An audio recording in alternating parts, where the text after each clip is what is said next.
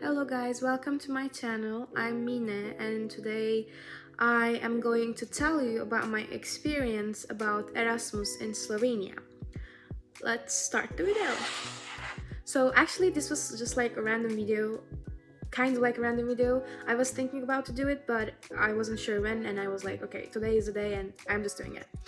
So my experience about the Slovenia, as you can see in the title that I said why you should not go to Slovenia for Erasmus, because I had a bad experience. Of course, I'm pretty sure there are people around there who had great experiences in Slovenia with Erasmus, but I wanted to tell you my story. Maybe you can have some answers in my story to your questions, and maybe you might have the exact same problem, so you will know what to do in the problem. So let's start. So the program starts with you by applying the program and just saying it's actually happening. I'm sorry. Oops. So the program starts with you applying to the program if your school has the opportunity to have the program, because I know I'm living in Hungary right now, and in this country not every school has this program, and so you have to go other schools or other places, some other schools to apply the program. So the program was in my school, so I was lucky about it. So applied it and I passed. Maybe in other countries, I don't know, you guys have to write a test like about your culinary, because I'm going to a culinary school. I'm going to a cooking high school, and maybe you guys have to just do a test, write a test, an exam about your skills and about your knowledge. But we didn't have to do anything such that. We just had to apply it, and they were going to tell us if we were chosen or not, because they said they're going to ask our teachers about our knowledge, about our skills, that they support us or not. So I have applied it and I got accepted. So in my school, the process was, because we were not going to be here for 5 months. My program was 5 months, so they told us we should write some exams about our classes, about the lessons, because we are not going to be here for a half semester. We have to get the grades for the half semester grade, but because of that we have to write all the exams before going to Erasmus. So if I have to explain it again, understandably, so we have to choose 6 classes between 12 or 13 classes. We have to choose 6 or 7 to get examined about that classes units, how to say, about the classes, like we have to write a exam that was going to tell us our half semester grade. So let's say I wrote an exam on math and I got 3, then that 3 is my half semester grade. Maybe it's much more understandable right now. So we had a system like this. Maybe in other countries the system is totally different. I don't know about that part, but in my country and in my school it was like that. So it was not that good, because we didn't have so much time to really learn, because we were in the summer. So I didn't really want to do anything about the classes and the lessons, but I have passed all the exams that I choose to do. And so, but even if you don't pass the exams, you will go to Erasmus program. At least in my school, that was the point. So after that, we had some extra English lessons, just to be sure that because we were going to speak in English everywhere, obviously. We had some extra English lessons just to be sure that we were going good about English. And yeah, oh sorry. Yes. And then they bought our train tickets. I went to, as I said in the title, I went to Slovenia, from Hungary to Slovenia. It's not that far. With train, it's 6 hours maximum. It depends on the train. If you go with the fast train, it can be 4 hours. If you go with a slow train, it can be even 8-9 hours. It really depends on the train. But we were late because of the train, so it took around like 7.5 hours to go there. So we have arrived, a man with a car picked us, and we went to the dormitory, because we were going to stay in dormitory in Celje. We went to Celje with the car. Well, like with the train, we went to Celje, and the car picked us there, and we went to the dormitory. We packed our everything, and blah blah blah blah blah.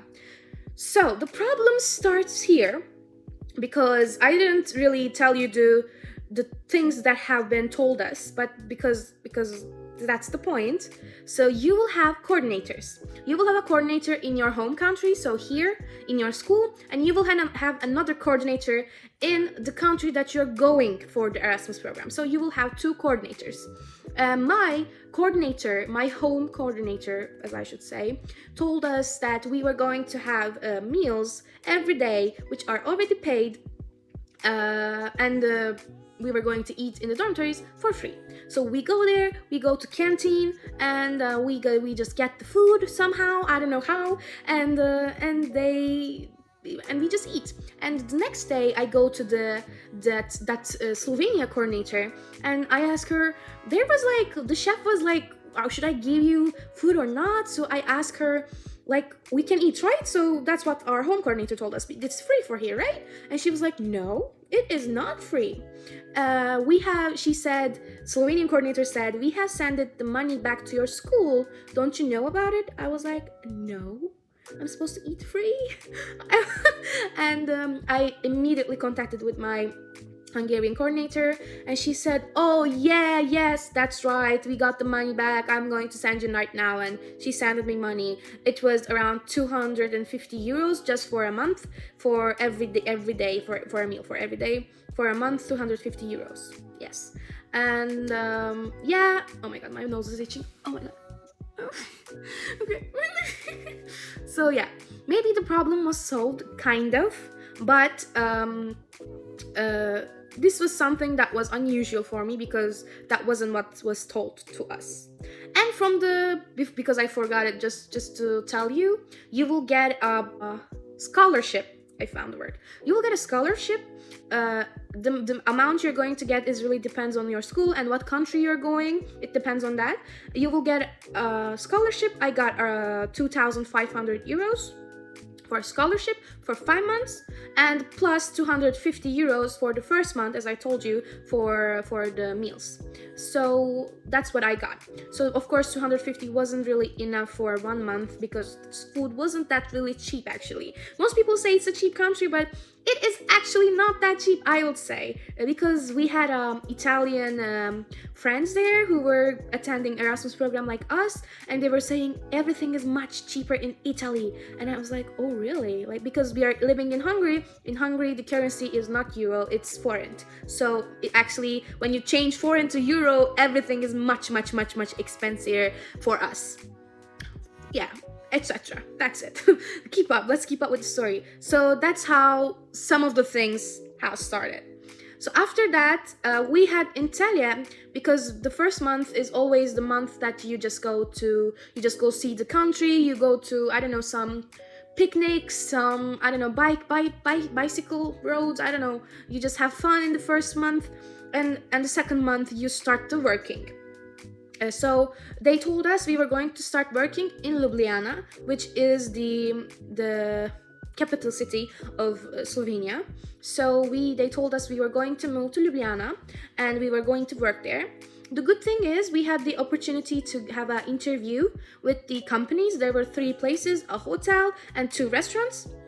One of them had a Michelin star, or no, both of them had a Michelin star chef, I suppose. Or one of them had a Michelin star chef and the other one was really popular. Like, he was going onto television shows, he was really popular.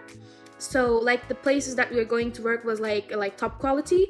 That was a good thing, I would say, because I have no work experience. So like for a start, that was really good to start working there.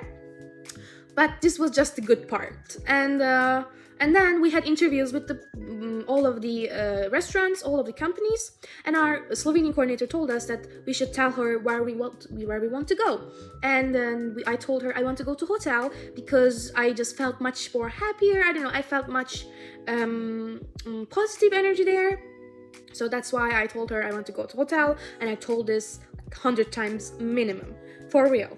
And after that, nobody go to their place, go to the company that they wanted, because at the end our coordinator decided that where should we work. So nobody went to place where they wanted. So I went to a restaurant which I really didn't want it to go.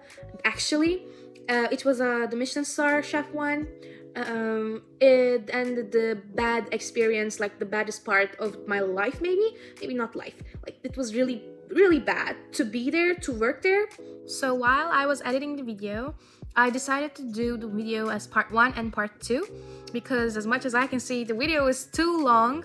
So I decided to do part 1 and part 2. So this is the end of the part 1, and if you want to know more about what happened, please look out for part 2, and see you later. Bye bye.